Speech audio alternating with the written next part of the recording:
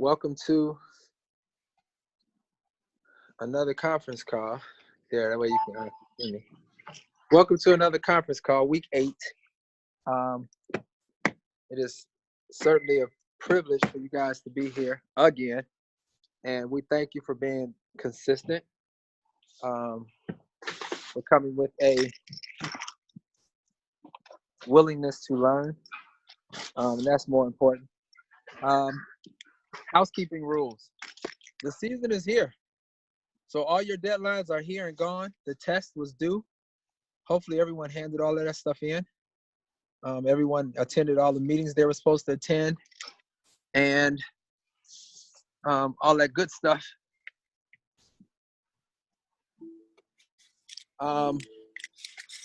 Keep your close date calendars open, and they are ready to be assigned, because a lot of stuff can happen during the season, you all. So keep your cell phones on. If possible, keep them on. Always be available, because you never know. True story. A couple of years before I got into the Big Ten, I thought my season was over. I did my last game at UIC, and I was out celebrating and turned my phone off. And the Big Ten season had not ended yet. And there was someone who could not get to a Big Ten game. And Patty Broderick tried to call me, and my phone was off. And I missed an opportunity. And I think had I done that, I probably would have been in the Big Ten a couple of years earlier. Well, I know I would have. But because I was not available, I missed out on that opportunity. So, good people, learn from my mistake, please, and keep your phones on and be ready at all times. We are in Chicago and Wisconsin, the Midwest, so this weather can change in a minute. We can have 70-degree weather at noon. 3 o'clock, it's getting cloudy. By 5 o'clock, it's snowing outside. So just be ready, expect the unexpected. I would suggest that you guys, if you have a day off, keep your referee bags in your car or someplace close so that you can have some access to them. Because you never know when you're going to get a phone call. And, a lot of you guys, just because you don't work for Patty or you don't work for Debbie, it does not mean that you won't get a phone call from either one of them. Debbie has schools in the Midwest that sometimes weather will not allow officials to get in. So she may need someone to go to DePaul. She may need someone to go to Marquette. Or, if she's really, really, really desperate, she'll call someone from Chicago to go to Butler in Indianapolis. So you guys always have to be prepared. All right? Expect a phone call from anyone that has schools in this area. Be ready to referee at all times. All right? So tonight we have Rachel and Greg's gonna I'm sorry. They're gonna present tonight, and if Jen, you have nothing to say, then they can take the floor. Just want to say hi. That's it. Hi, Jen. Hi. So you guys go ahead. That's really it. Oh, okay. That's really it. Cool. We own it. Okay. Well, so me and Frank were talking, and we came up with this concept of what we've kind of deemed the said and unsaid, and then fear behind the whistle, and hopefully it builds into something that we can utilize, in every game. I've put together a little tip sheet, and I will forward that to Jen to have her forward to all of you guys. But just things that we need to keep in mind when we are working the floor, what our bench side manner is, and how to really put forth that professional demeanor that is going to allow us to be successful in the game and to really handle the different situations that the game brings our way. So first and foremost, when we're getting ready and we're in doing our pregame, something that I think a lot of us maybe put off or just don't think to do is to pregame our coaches. If you or somebody in your crew has had this team before, if they've had this coach, if they know them well, give them the floor and allow them to tell you about the mannerisms of the coach. Are they quiet when they call for a timeout? Are they a stomper? Are they somebody who throws a jacket? Like, your partners can be your best resource at this point and giving you what you need to know to work with your coaches, and to know your audience. When you're out on the floor, and the rest of this is kind of just how to engage with a coach. When you're out on the floor, obviously we're not responding to statements. We're really giving questions, answers, and that's pretty much it. Unless the questions are really just to slice at us and then, handle it as it comes. But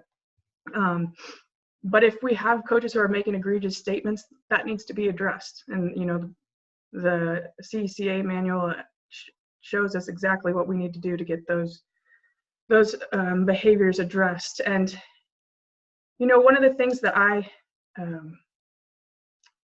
had to kind of overcome, and I'll go into this later on, but it's just everything that we do is just another call. It's another rule in the rule book. And there's a lot of weight put on certain calls that I think, again, we just forget it's another call. Our job is to go and adjudicate the rules, even if it is something like giving coach a warning, or if they deserve it, a technical foul.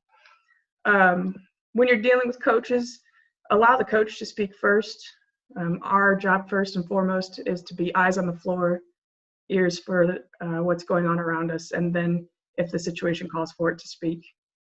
When you're dealing with an egregious coach, be in control, speak in calm tones, avoid RBF. That is officially on there. Avoid resting bitch face, because it's just going to turn a coach off. And it could make the entire statement be read wrong. So, we all know sometimes we can have that on the floor when we're feeling stressed with what's been going on. So watch your face. Be aware of your body language. It's really important for us to maintain a positive but confident body language, to remain open. If we really start to seem closed off and we have an agitated coach, that's just going to make them a lot more aggressive. Don't stand face to face with a coach, though. Always be shoulder to shoulder and talking with them. If we have a free throw situation and they're trying to get your attention, don't turn away from what's happening. Back up to the coach and engage with them that way. If you have a coach that comes out of the box and you need to guide them back, it is our instinct to put our hand out, even if we're not touching them, to guide them back. Don't use your hands, because if they stop and your hand's too low and you're still moving and they have not, you're going to grab a coach's ass, and that's going to be on film. So we want to try to avoid that kind of interaction, and also that being on the game film at the end of the year. So if you need to get a coach to move, use your voice, not your hands. If you have a coach out of control, work with them, deal with their behavior first, and then answer their question.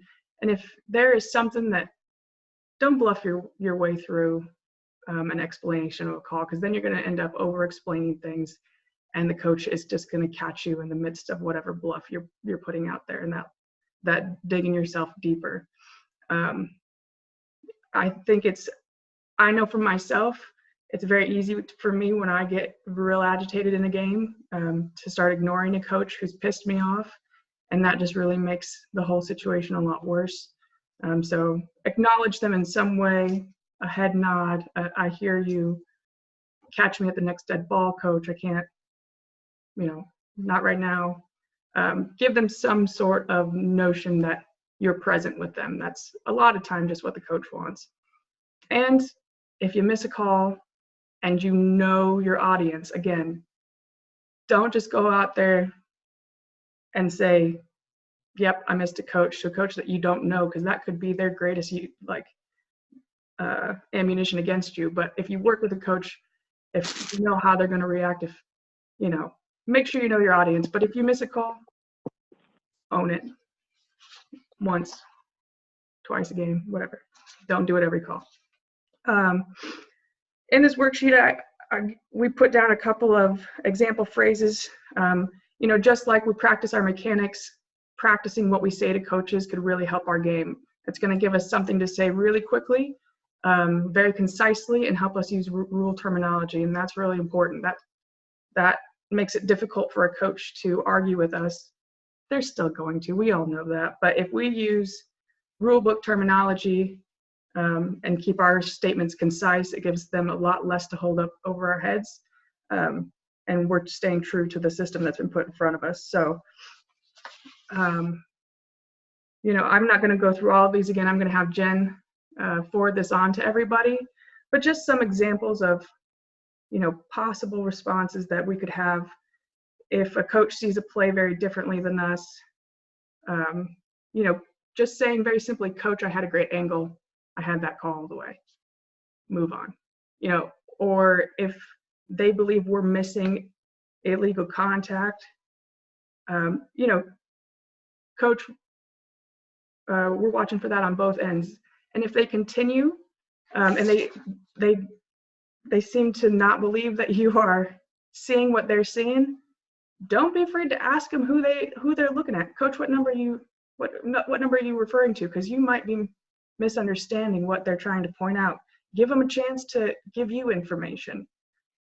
There might be a good chance that they are just yelling to yell and they won't have a number, and that might throw them off that you've actually cared to ask. So ask them what number they might be talking about. Let's see.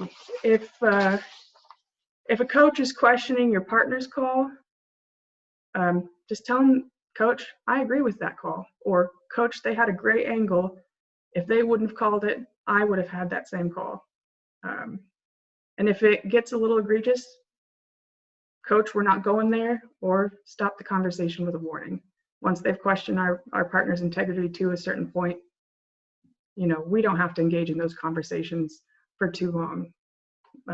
Let's get them back to coaching their team without saying, Coach, you coach your team. Don't ever say that to a coach. Let's see. If a coach is raising their voice, if they're being very animated, there is nothing wrong with you saying, Coach, I'm right here with you. I'd be happy to answer your question. Or, Coach, be present with me. I got you. Always tell them that you're here. I got you. I'd be happy to answer your question. I think that shows them that we are present to help, and we're present to answer the questions, as long as they do it in a respectful manner, as respectful as they're going to get. And then, if it gets to the point that the coach just won't let it go, if they keep on persisting, if they keep being egregious, let's use the tools that they have given us. Give them a warning. If it persists and they engage in misconduct, give them a technical foul. They know it's coming at the point that you feel that building up. Coaches know that the tech is coming. So don't be afraid to use that tool. So like I mentioned a couple of times, I'm going to send this to Jen for you guys. Take some time to look it over. If you have any feedback, obviously, let me know. We can retype this up if people have other suggestions that have really worked for them. But like we practice our mechanics, I would really encourage you guys to say these things out loud. Can you say these things in less than 4 seconds, 5 seconds? Can you say these things with a whistle in your mouth? Because most of the time we're going to be getting ready to run, and we don't always have time to take the whistle out, to put it back in. It might cause us to miss something. So yeah, that's what I've got for that first piece. Frank? All right, I want to do a quick piggyback on yours and then open it up if anybody has anything they want to add or questions.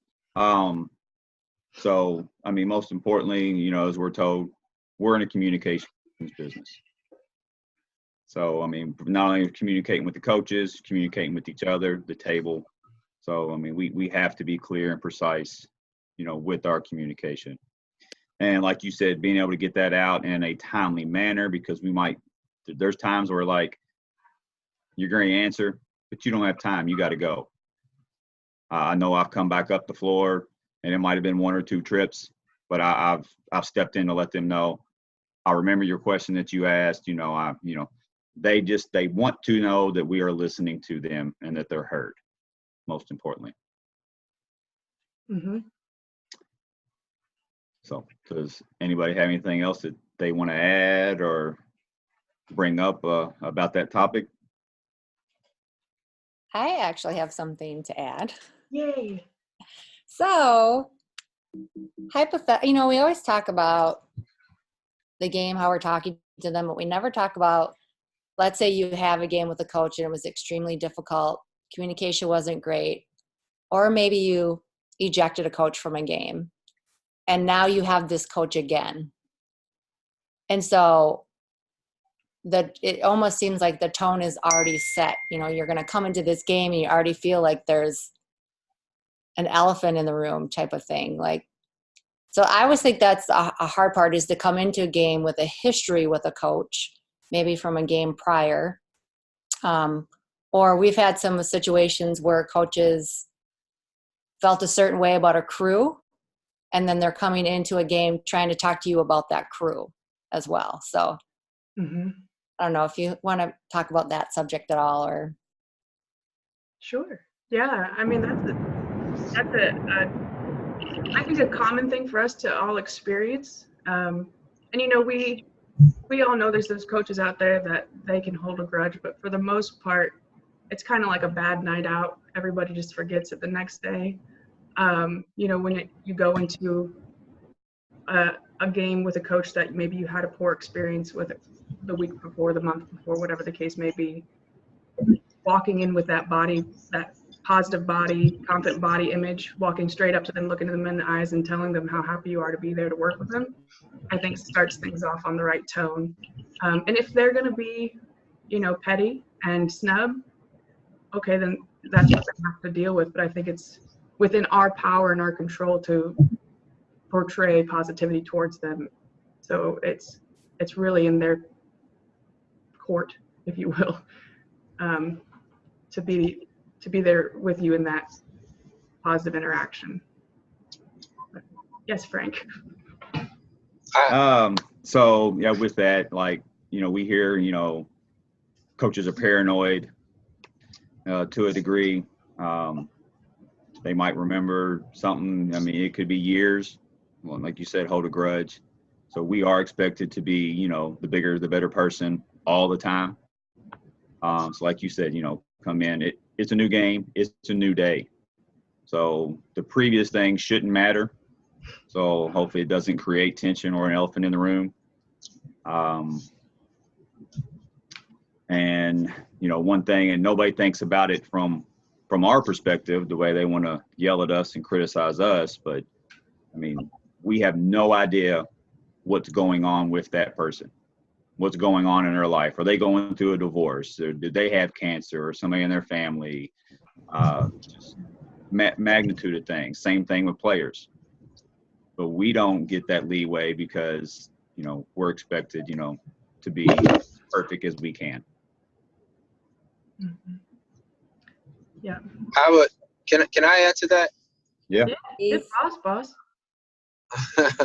Well, first of all, I think it's important to pregame that and let your partners know, look, last time I was with this coach, this is what we had. And, remember what really set that coach off. If it was a play of yours that set that person off, or if it was a play of your partner's, or if it was just the fact that his team was playing bad, his or her team was playing bad, and they needed an excuse to get their team going. Because a lot of times with your twin sister and he doesn't know the difference anyway. Then you should probably put a mole on your face so he can tell the difference. That's fantastic. Oh yeah. You should take a marker and put a little dot right up under your lip on the left side, and they will be able to tell Nicole from Natalie at that point. Anyway, Awesome. then after you pregame with your partners, and of course, it's a clean slate. What has worked for me, in my experiences, is when I go out and I greet that coach. I'll shake his or her hand, and I'll say, "Hey, we're gonna get along today." I'll try to make light of the fact that, hey, we're together for 40 minutes again, and let them know that you're in a good space. Now, if they decide to try to take you to a negative spot, then you know where they are. But 9 times out of 10, coaches, unless it's something that was really, really, really bad, coaches, they really don't hold a lot of stuff to their cuff, because they're like kids. They have short-term memories with most of them. Unless you just blew a call that cost them the game, or unless you were involved in, some type of controversy to where they had to call your supervisor, or it affected the game for them in a negative manner. So Yes to all of the above. And do you think that that's something I should bring to the supervisor's attention, that, hey, you gave me the same game as last year with the same teams, where it was a game that's very memorable and he has not forgotten about it, for sure? that I will never say turn the game back. I will never say that. I didn't say turn it back. I said bring it to the assigner's attention. Oh, okay. Well, I'm pretty sure that the assigner probably knows. Maybe you're on that game because you can handle everything that comes with it.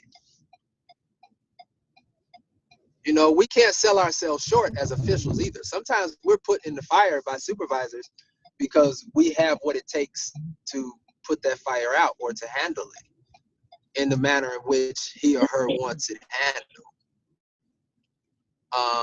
I would say, if that coach brings up the past, just remind him, Coach, we're right here right now, and I'm working really hard for you. And if they can't let that go, then you probably don't want to talk to that coach that evening, because he's not going to want to hear anything from you. And that's where good partnering comes in, because that's where your partner can come, kind of take some of that load off your back and step in for you if they got the balls. I'm sorry, not the ball. That's a bad word. If they have the balls to do it.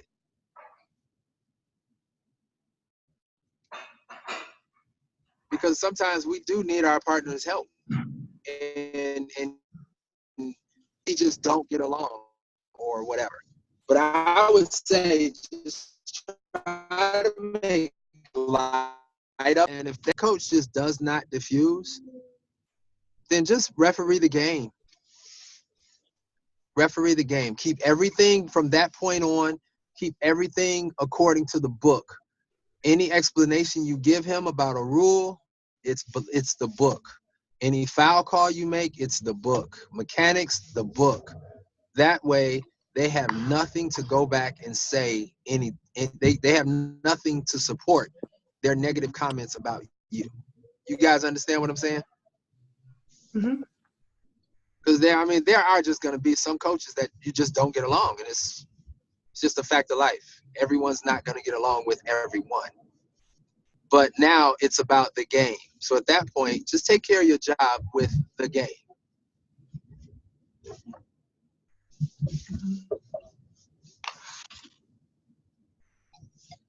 All right, are we moving forward?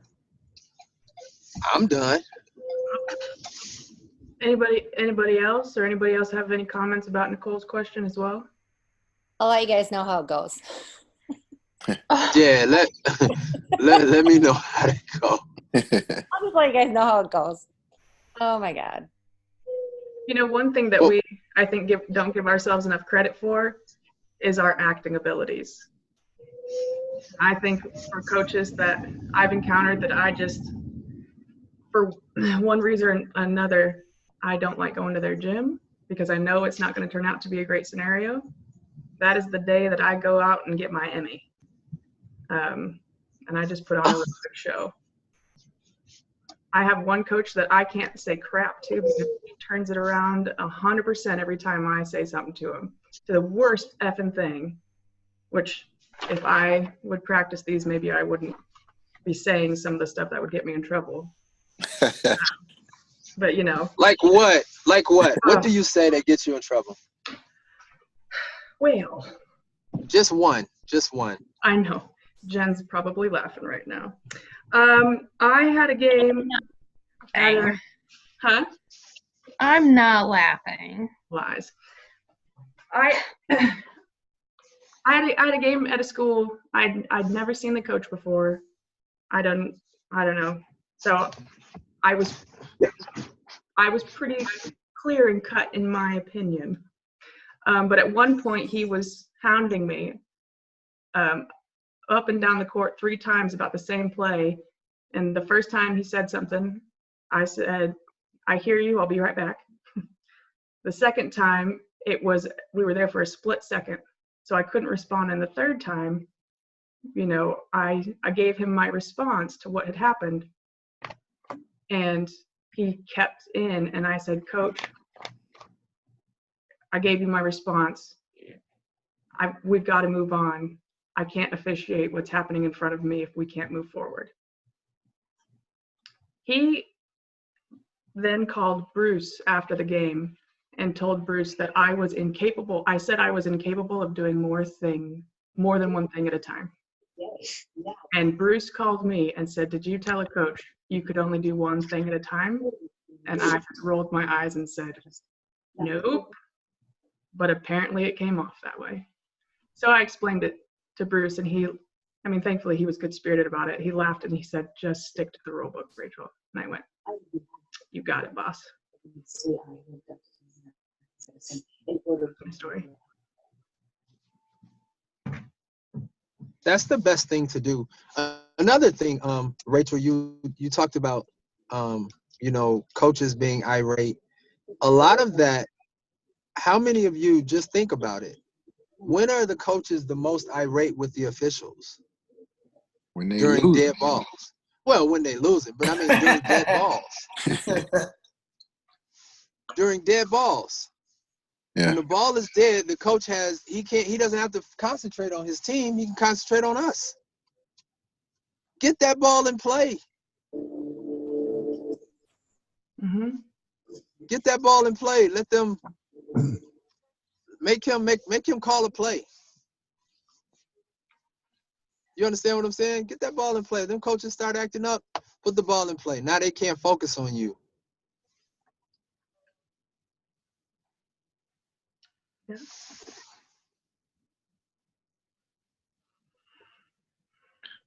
So I got a question. How did your partners help you with that situation, Rachel? Well, it wasn't really an out of the ordinary situation. So, you know, after I said to him, we need to move on, he stopped talking to me about it. Oh. But he just held on to it and turned it into, he just changed my phrase into something different. So I don't think it was really a scenario that would have needed my partners to impose. He just decided I had said I can only do one thing at a time. So I don't know what I would have asked my partners to do in that scenario, because I didn't know it was an issue until I got a call from Bruce. Okay. Yeah. And now I'm very excited every time I go to that school. Hey, but you know what? That's usually how it is. None of us really know we have an issue with a coach until our supervisors call back and be like, "Did you do this? Did you do that?" And like, yeah, why? "Oh, well, this is what they heard." Yeah. True story. True story. I told I was in a heated game, and I told a coach to calm down. Now, I mean, how offensive is that? Hey, coach, calm down. That's how I said it. Hey, coach, calm down. Do you think that's offensive? Depends on the coach. Well, and it was an assistant coach. It wasn't even a head coach. Oh, Oh, Right. they don't get a Exactly. say, do yeah, assistant coaches get no conversation. they? Well, I told this highly respected assistant coach to calm down. He called the supervisor and complained and said, "How dare he tell me to calm down?" I was told that when you say calm down to a coach in a heated situation, they hear it as "shut the fuck up." Now, That's Did I what want- it means, though. That way. that, That's I what that wanted to means. say it, but that's not what it meant. Well, it could be calm down so that I can hear you better, or I can't understand you, coach. Calm down and No, let me they- know what can I do to Nah, help you. Something like that. it was really calm down, get the fuck off the floor. All I That's it. said was, Coach, Coach, calm down, we're taking care of it. I tell But my wife, coaches hear what they want to hear. Mm-hmm. Very true. So we have to, the less we say to them, the more we stay out of trouble. Because they're going to hear what they want to hear. All right? All right, I don't want to take away from the presentation. Go ahead, let's keep going. All right, Frank, you're up. All right. Next up. All right, so things that matter in the officiating world, you might not be told right away to do or not to do. You know, for some people, you know, higher level, you know, this might be a little mundane, you know, it might be, but all of it could still be like a good pregame, you know, always, you know, just to stay on point. First and foremost, you know, physical appearance, you know, your uniform. Are your pants in correctly? How does your shirt fit? Is it too loose? Is it too tight? You know, I'm just told, you know, go get your stuff and, you know, get out there. You know, it's not till you get started to where somebody, you know, wants to take you under the wing and start to give you good pointers. So I'm sure at this point, everybody on this call for a reason doing college ball. So I'm sure all that's tailored and nice and neat. Personal example, I just heard it last year at a camp. And I'm going on, you know, my 7th year of college. So I decided to kind of let my hair grow back out. And I'm at camp, and so I got, you know, thin white boy hair. So I'm a hot mess at halftime. Doing good in the game, you know, my clinician, you know, she just simply said, you know, after the game, and we just want to look at I had a call on the very first, right off the tip. She's like, we want to go back, look at that video. And then she's looking at me and, you know, doing this to my head, and you're giving a little circle and all that. And she's like, product. Okay, fair enough. So now I have to pull my Jimmy Johnson before games and, you know, make sure, you know, nothing on my head moves. Mario doesn't have that problem. And Rachel shared with me, you know, it can be, you know, same, you know, for the ladies as well, even if you're wearing a ponytail. Most importantly on physical appearance, conditioning. You hear it, you know, once you start attending camps, be in shape. It would seem to be common sense to be in shape to do a profession that requires running and hustling. But most importantly, you want to be in the best possible condition you can to help prevent injuries. Because if you're injured, can't work your games, or you're not going to work your games to the best of your ability. To always be ready for camp. So it's just not being in condition for the season. Pretty much, you know, you're in condition year round. And to avoid fatigue, you know, when you're in the course of the game, once you're physically fatigued, it's going to start affecting the mental state. So if you're not, then you're going to be fresh and sharp at the end of the game when some decisions really are, you know, they matter the most. Still think from an athletic perspective of yourself. Take care and invest in your body. Not only are you working out to stay in condition, but use other therapies to help yourself. Stretch therapist, do yoga, massage therapy, chiropractic, physical therapist. Your body is your investment, and you're trying to do as many games as you possibly can. Like Kevin said, you don't want to turn one down, and you always want to be ready. Slightly, and again, from a personal experience, when attending camps, don't wear school gear, especially if it's a school in a conference that you work for. Don't wear shirts from other camps or conferences. Made that mistake once, didn't find out till I was there. So of course, never do that again.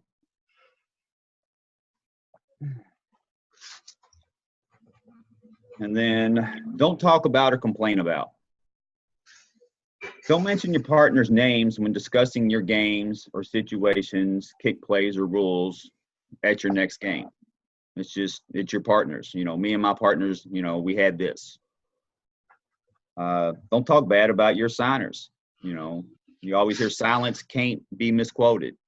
And you never know who will take what you say the wrong way or, pass it around. You're not going to be everyone's cup of tea. Don't complain about not being picked up. Be accountable. Was there a situation or something you didn't handle correctly? Did you miss your separator opportunity? Don't complain about your schedule. Did you go to camp? Are you working on your craft? Are you in your books? Always work to get better. If you're a higher level official, don't talk about what level you work if you're working a lower level game or an upcoming game. That game that night is what's most important to everyone at that game, and at any level deserves your best physically and mentally. Serve the game. And just kind of quick in closing, I thought of last minute, if you don't have one, and everybody is different, but establish a game day routine. We're creatures of habit. It's just the same as muscle memory. And, it's just assuring, that your preparation is going to be ready and focused, for that night's game. There is no right or wrong way. Like I said, everyone is different. Floor is open.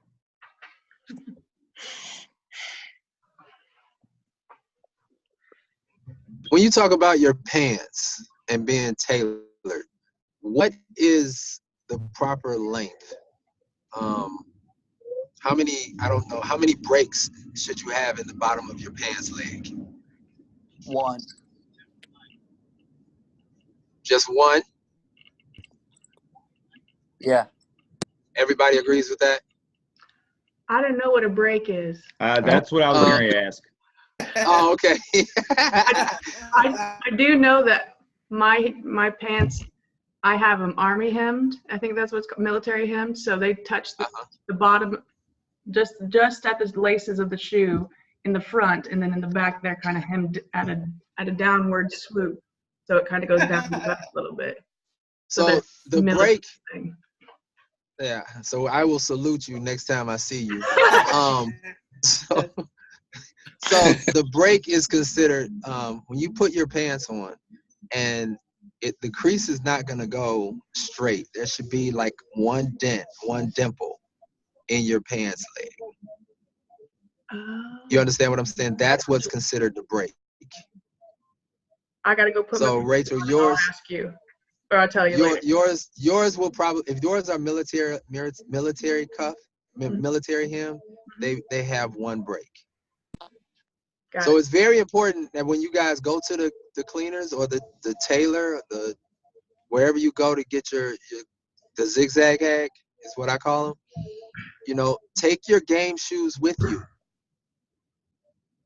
Take your game shoes with you so they can hem those pants to your game shoes. So now you're not looking crazy. Especially now because we got shoes with bigger platforms, shoes with smaller platforms. So whatever shoe you're wearing this year, make sure you take your pants to get them altered. All right, because I mean that's half the battle right there. You walk on the court, you look good, just like your mechanics. If your mechanics look good, not too many people are gonna question it. So if your uniform looks good and you look the part, that might keep you out of 4 or 5 conversations from the coach, just based on looks. Mm-hmm. Absolutely. So I have a question, guys. I have a couple, actually. First one, Frank, you were talking about maybe when you lose focus at some points during the game. Mm-hmm. What are some activities or things that you can do as the official or your partners can do to help get you out of that funk or that maybe few seconds where you've lost focus? For yourself personally, always try self-talk. Partners, it could be, is there a break that you have to come and talk? Does somebody lighten the mood and give a little joke, or just let you know, like, hey, we're here, we need you with us, something of encouragement. So what kind of self-talk do you like? What would be the verbiage they would use in self-talk? Like, what things would you be telling yourself? Get your head out of your ass. I was gonna say I haven't been fatigued in a while. I don't know. I mean, but my self-talk last night in my scrimmage, so we shoot the first free throw, and I'm immediately telling myself, don't look at the table. Subs aren't allowed. So I wouldn't feel antsy to go, oh, since that's new to us. But yeah, I mean, everybody's gonna be different. So like Kevin said, it's like, how are you gonna pull yourself up out of it and be there? I mean, is it something aching you that's causing you to lose focus, or you're just so tired because you're not in shape? And if that's really the case, I'm not sure, 100% that you're going to bring yourself back that particular night. Mm-hmm. But I think when we're on the court and we are engaging in that self-talk, and maybe we do feel fatigued or we've gotten in our heads for some reason, that like you said, first shot, don't turn around. Or maybe we're on a back court going to front court, whites on offense, blues on defense. Just telling ourselves, reminding ourselves of where we're at in the game, who's going which direction, so we don't do the airport thing.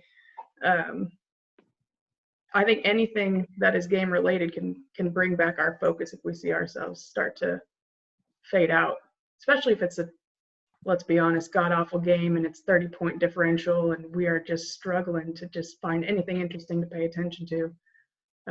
Self-talk can be really, really helpful. I think it's important too to recognize if your partners are struggling and you can sense that, to maybe be a leader on dead balls, or if you get your crew together when it's appropriate, but to recognize that too, or let your partners know you don't feel like it was a great call, or you need them to do something for you. I think that's part of communication too. Absolutely. I think obviously our greatest resource is our partners on game days, and on days that I know that I'm tired, or maybe it is a coach that I know is going to piss me off at some point and I'm going to need somebody to make me laugh. Anybody who's worked with me can attest to, I will start off with, if you start to see me glaze over or like get really stiff, crack a joke at me or wave, like make it obvious that you're bringing me back, because it'll make me laugh, and I'll snap back too and remember that I'm not the only thing in the world that's important in that moment.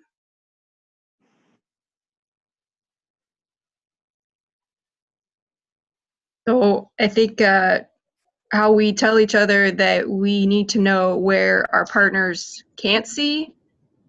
I think that we also need to expand that to just we need to know our partners. So as Rachel said, I mean, I've worked with Rachel a ton of times. I know when she's pissed off. I know when she's having a hard game. And I know from working with her what things I can do to make her relax. Knowing me, it's probably cracking a joke or calling a double foul. Oh my gosh, double mic drop. I loved it. It absolutely works.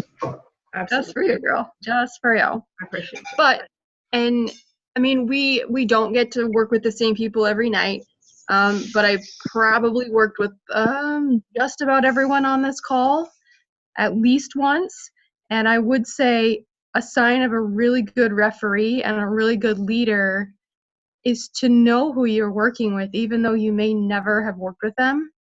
And that comes with conversations before pregame, that comes with conversations traveling, that comes with conversations during the pregame when you maybe have that first 5 minutes where, hey, how are you? You know, how's your job going? How was the travel? That kind of stuff. And by how people respond, yeah, it was kind of a hard day. All right, well, Chad's had a hard day. Chad, what can I do? I ask him, and then I also, in my repertoire of tools, what can I do that's going to make Chad a better official? What's going to make Chad in a better mood? What's going to give him that extra boost that's going to make his day, and it's also going to make our game so much better? All of us are good people.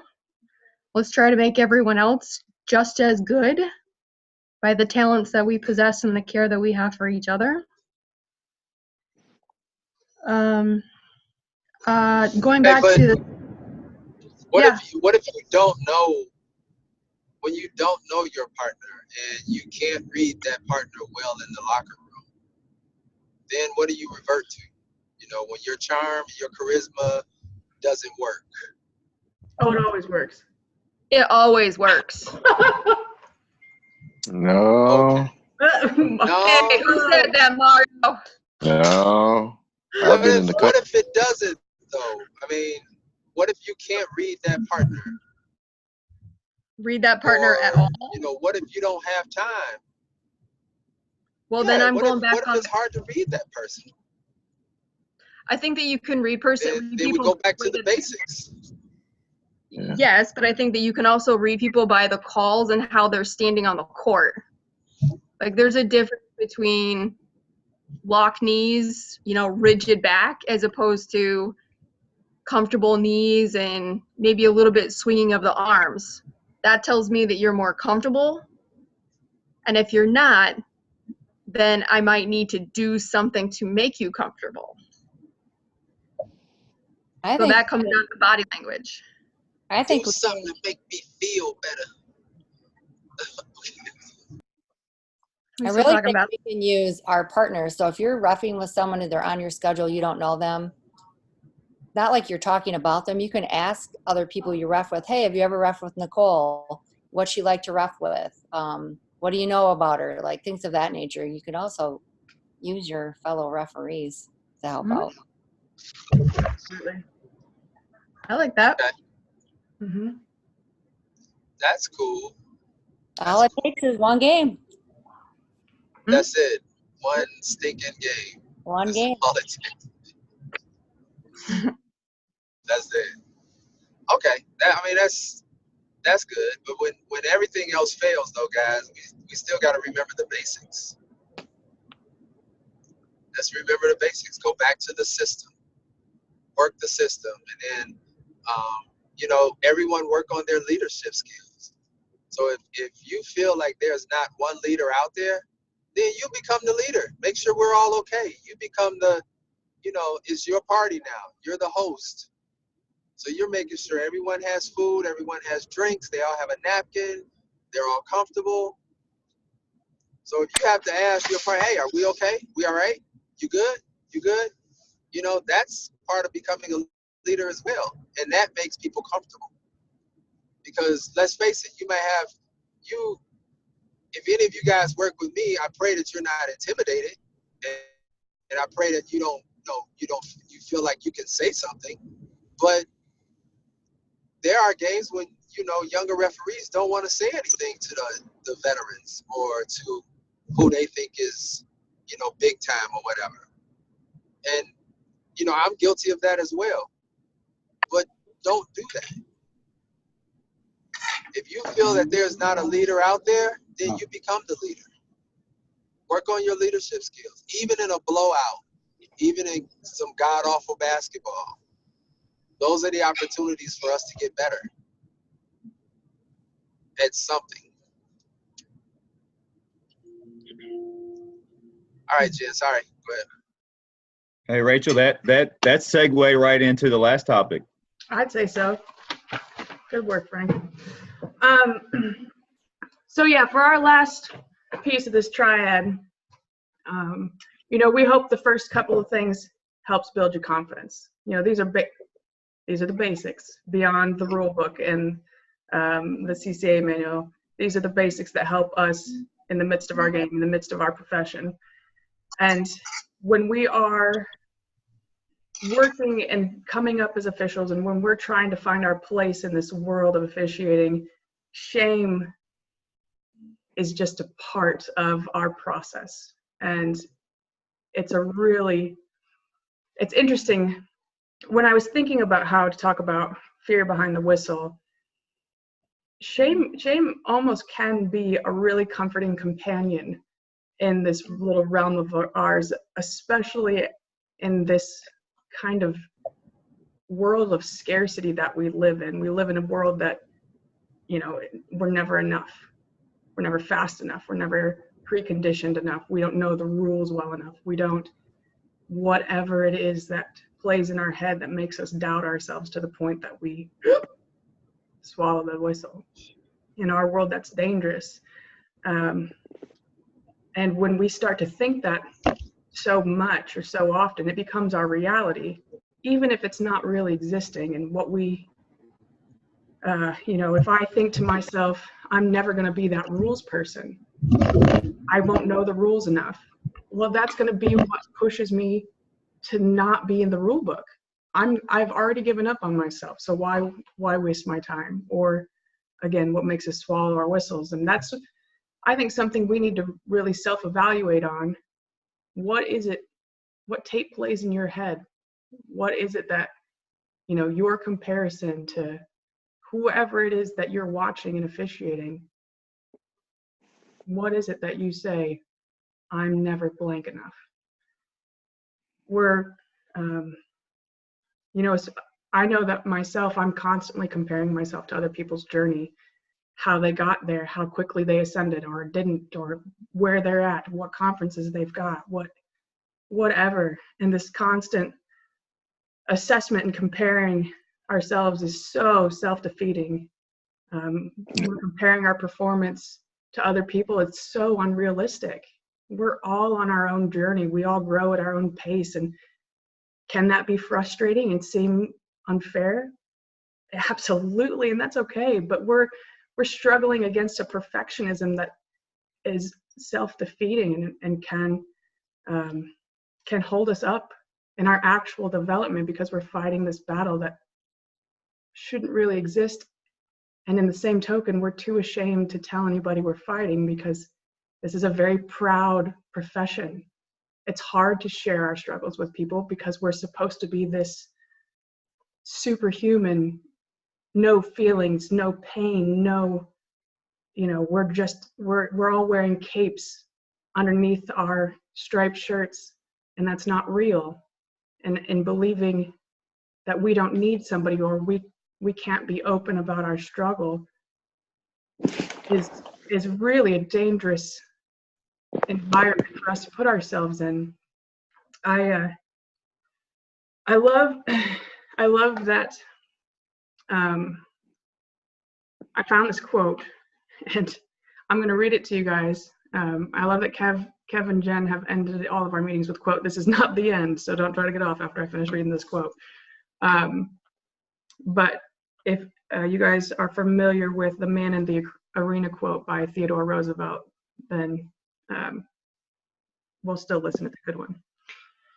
It is not the critic who counts, not the man who points out how strong man stumbles or where the doer of deeds could have done them better. The credit belongs to the man who is actually in the arena, whose face is marred by dust and sweat and blood, who strives valiantly, who errs, who comes short again and again, because there is no effort without error and shortcoming, but who does actually strive to do the deeds, who knows great enthusiasms, the great devotions, who spends himself in a worthy cause, who at best knows in the end the triumph of high achievement, and who at the worst, if he should fail, at least fails while daring greatly.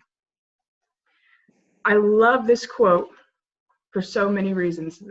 That notion has really affected me as I've gone through the variety of journeys I'm on in my life. But I love this for officials because we are literally in an arena. We literally have people in the stands yelling at us as we sometimes literally fall on our faces in front of the world. And if you're not in the arena getting your ass kicked with me, I ain't have no time for your feedback. And that's how we need to be paying attention to the people in the crowd who think they know what the rules are. They're not in the arena with us. We can't let their taunts, their slander, whatever, get inside our heads because they don't know what it's like in that space. And beyond that, our basketball game, that platform of an arena, is not the only arena each of us are battling. And I think the only people that know what it's like to be on that court with that striped shirt on, with the rest of our lives happening in the background, are the other officials on the court. So whether we know those people or not, whether we can connect with them or not, the one thing that we can all share is that we are standing in that arena as a team. We're the only ones there supporting each other in that moment. And we all know that there's other bullshit going on in our lives that we're trying to handle while we're trying to be superhuman, showing the rest of the officiating world that we can handle it. And I think it's very important for us to realize that our officiating colleagues are our biggest support system, and that if we're not creating an environment where we can encourage young, new, old, veteran officials to share their struggles that they're experiencing, to not be ashamed of blowing a call, getting an injury, ripping a pair of pants on the court, whatever, then we're doing this entire industry a disservice, and the entire game of women's basketball, in my opinion, because underlying everything, we're just creating more shame for each other, trying to build on this perfectionism that doesn't exist.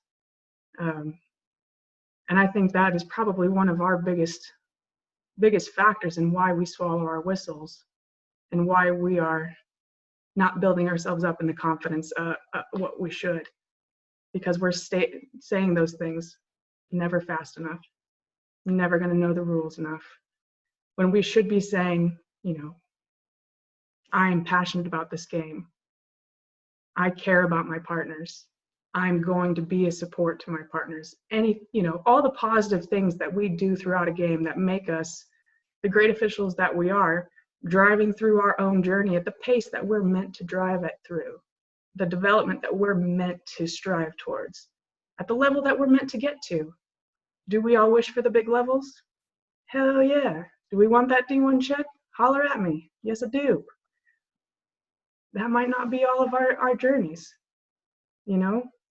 Our journey has to be about the game of women's basketball and supporting our fellow officials wherever life takes them, and having the humbleness to sit with them and just be proud of the fact that we share in a wonderful, amazing game of women's basketball.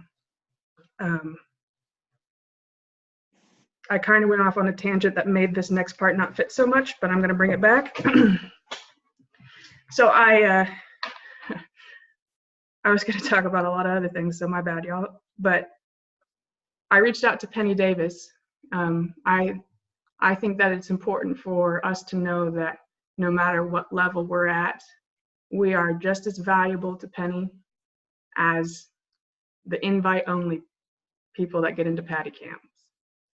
And y'all, she responded to me within 40 minutes. She didn't know who I was, where I'm from, what level I work.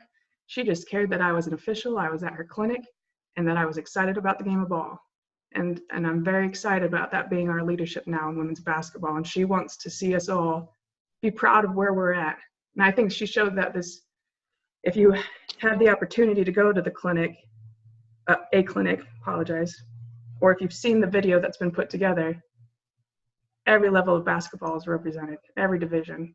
And I think that's a testament to what Penny's trying to portray, and she wants to be very accessible to us. So I asked her, while she was on the court, and she would get into her head and she would allow those shame gremlins to eat at her and not to overthink herself out of making a seemingly clear call. How did she handle that? And this is what her response was. What comes to mind for me is recovery from a mistake or a perceived one, and how to avoid letting one mistake turn into 2 and then 3 and then a bad game. Recognizing that you made or may have made a mistake, learning to accept that, and know that you're going to have mistakes in a game is the first step to moving past it. I knew a perfect game was unattainable, and when I did miss a play, I would say to myself, okay, there's 1, or there's 2. And having a specific number that was allowable per game helped me to get past it. Once recognizing that mistakes are part of what we do, it's time to concentrate, focus on just the next play, not the rest of the entire game. Get one possession right, and then another. And hopefully the distraction of the earlier error will be no more. Figuring out your strategies for minimizing the time in the tank is critical to long-term success for each person. The solution could be something entirely different. I thought that was great. I loved that response. And again, I love that she was so prompt in being part of our study group and so excited to give words of wisdom. And she knows the shame game. She knows the mind games that go on with officiating. And I felt very encouraged to hear that she had to talk herself out of swallowing her whistles too, even at her level. I think it happens to us all. And when we realize that whatever call it is that's making us panic, I will tell you, I went through a season where it took me 3/4 of the season to call a technical foul. I have no clue why. I was in my head telling myself I wasn't good enough, telling myself I was being too weak, and that's why I was letting myself get bothered. And poor Jen got a call from me every other night. God damn it, Jen, I messed up again. God damn it, Jen, I couldn't make the call. God damn it, Jen, they called me a bitch and I still didn't call a technical foul. At which Wow. she said some Wow. words to me. Wow. Wow. We get in our heads and we allow whatever our shame gremlins are to control us. If we just realize that each call is just another call in the game, and we're all going to make mistakes, it's up to us how we find our way out of it. Like Penny said, there's 1, there's 2. And leaning on our partners who are also in the arena with us is what's going to make us successful and help us grow to where we're meant to be. All right, girl, I want you to exhale. And I want to give you a clap for that beautiful tangent that you did go on. If I was there, I'd give you a hug. Oh, And pass the offering plate. Preach, Apostle, preach. She just went to church. I need some tissue though. I need some tissue right in my eye. For real. I will never call anyone else a bitch again. Appreciate the vulnerability that you just showed. And then when you were talking about Patty, it kind of goes back into when Jen asked the question, on self-talk. So there was some examples right there. There's 1, there's 2, or, way to pull you, get the next play right, get the next play right. Mm-hmm. Yeah, absolutely. That's good stuff. Yeah. And the fact the fact that, you know, for you to allow yourself to be that transparent with us is growth in itself. And I think the more transparent we can be with our partners, the more honest we can be with ourselves, the better we can become as officials. You know, it's not about, you know, it's, you know, we don't want, because we're ashamed to admit our shortcomings or our faults or whatever. But sometimes you have to get those out to be able to fight them. Because you can't fight a demon unless you know what it is. Mm-hmm. And sometimes, you know, the first step to recovery is what? Admitting that you have a problem. So I think that, you know, I appreciate, you know, Rachel, you being so vulnerable at that point. And if you ever get me that close to crying again, I'm going to snap your neck. Way to encourage vulnerability, Kev.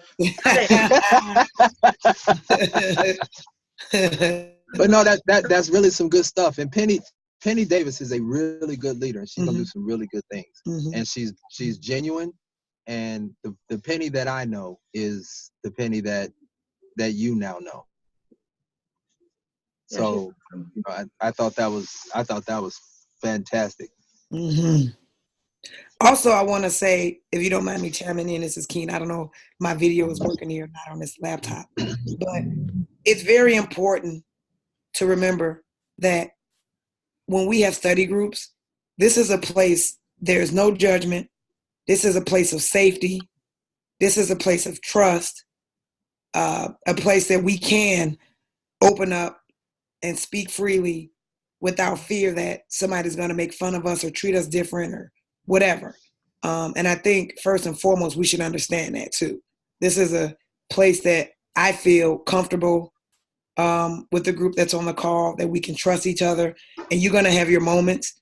And when we have this, you know, come to Jesus moment, if you will, it's okay for us to lean on each other for support. Are we playing now? You know.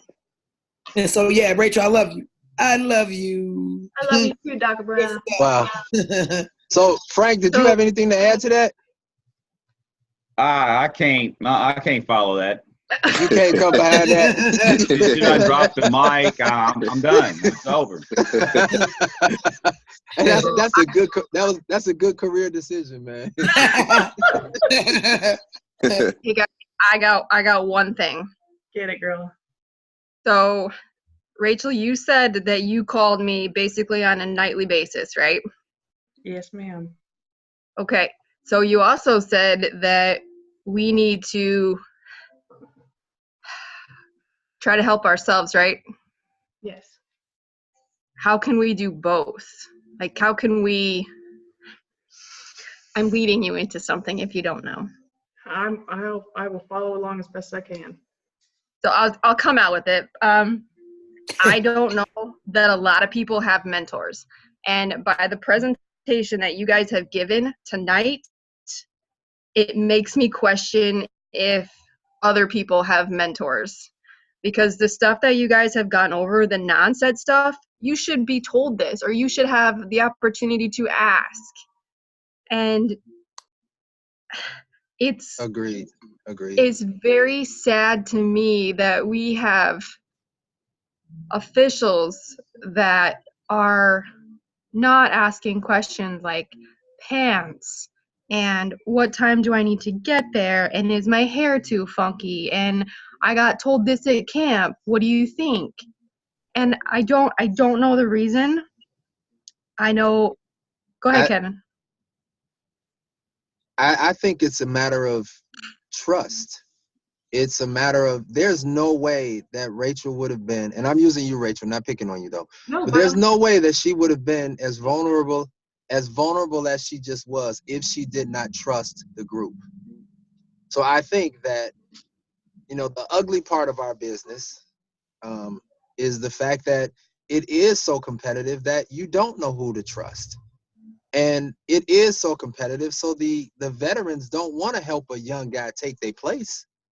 They want to work those 70 games. So if I help you, you might take 30 of my 70.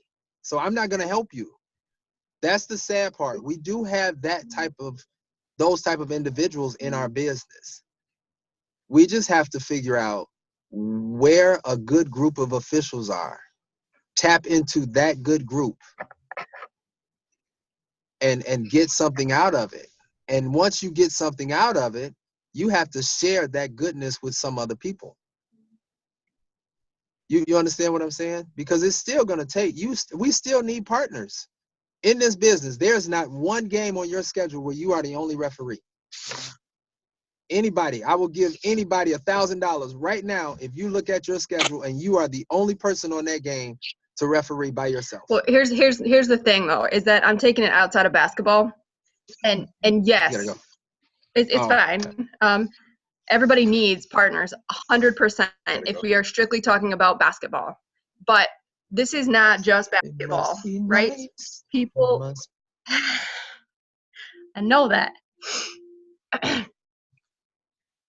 This is life for all of us. We wouldn't be doing this. We wouldn't be putting as much time or as energy or money into this thing that we call basketball if we did not love it, right? So the people that are around you love it just as much as you do. So why do you not want to surround yourself with the people that are just as passionate and just as loving to this game? And I know almost every person on this call, save maybe 2 or 3. Guys, I will tell you right now, you are my family and you are my friends. And that family and friends is what gets officials through the long days and the hard games. It's when you have a shitty day and you can pick up the phone and say, Rachel, I can't give a fucking technical foul. Why not?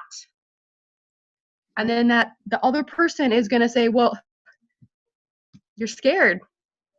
You don't think you're worth it. You don't have confidence. And you need to be brutally honest. Mm-hmm. So this is a basketball study. I understand that, but also realize that is the love that you have for each other that is going to get you through. And if you don't have that,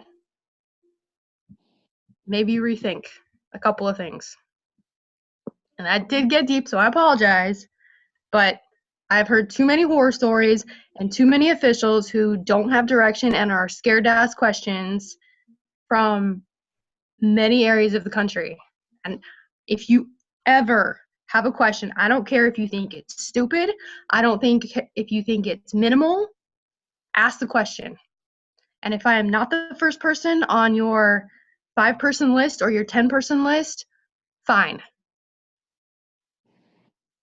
Fine 5. 5 people. I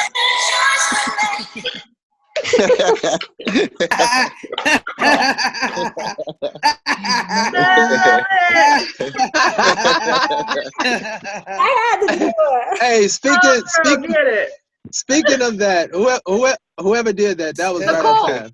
Speaking of which, what are we doing? Who's all coming on Sunday? If you have not RSVP'd, you need to RSVP so we can get this food stuff together, and I don't know how many people we're feeding and all of that stuff. Right.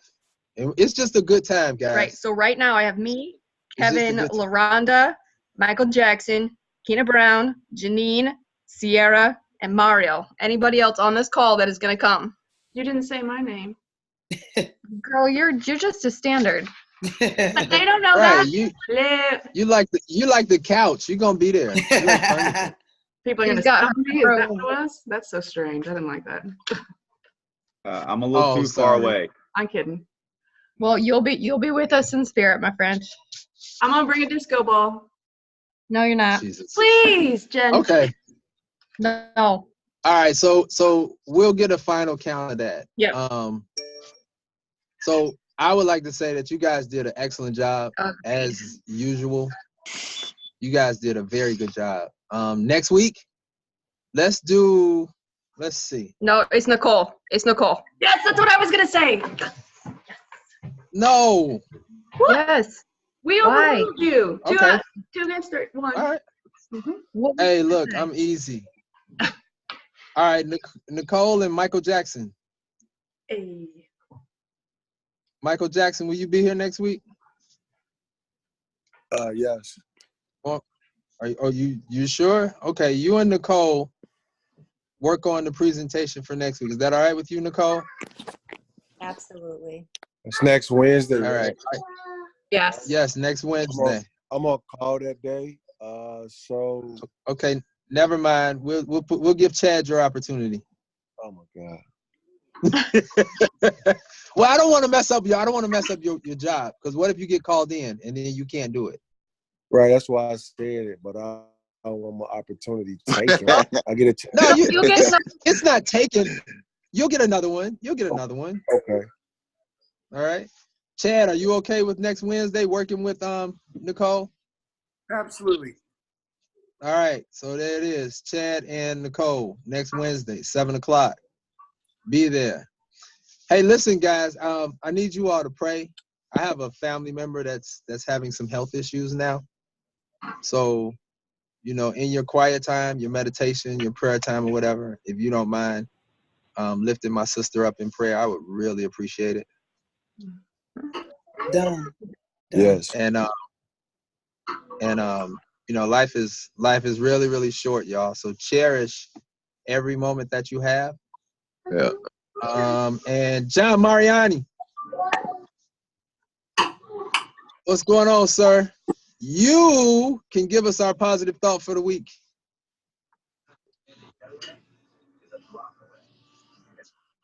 Can't hear you, John. I can't hear you, John. Unmute yourself.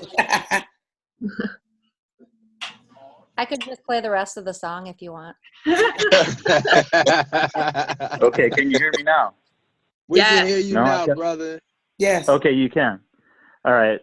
My positive thought is the windshield is 30 times bigger than the rearview mirror. So when you're looking at mistakes we've made in the past, or anything that we were not confident in the past, we have such a big future to change that and to look forward to. That's good soup, man. That's good stuff. So everybody keep looking forward. Have a great weekend. I don't know how many. Everybody got games this weekend? Yes. No. No? Okay. Yeah. Well, if you don't, get out there and watch somebody. If you have a game, make plenty of mistakes. Blow your whistle.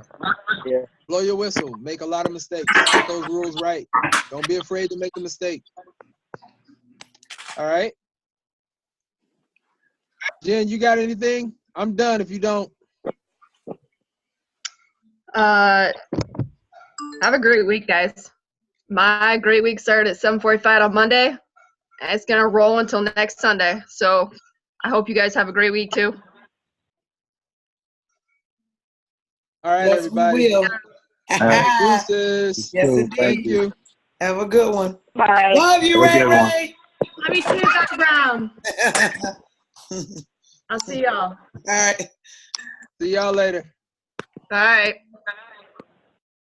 Must be nice.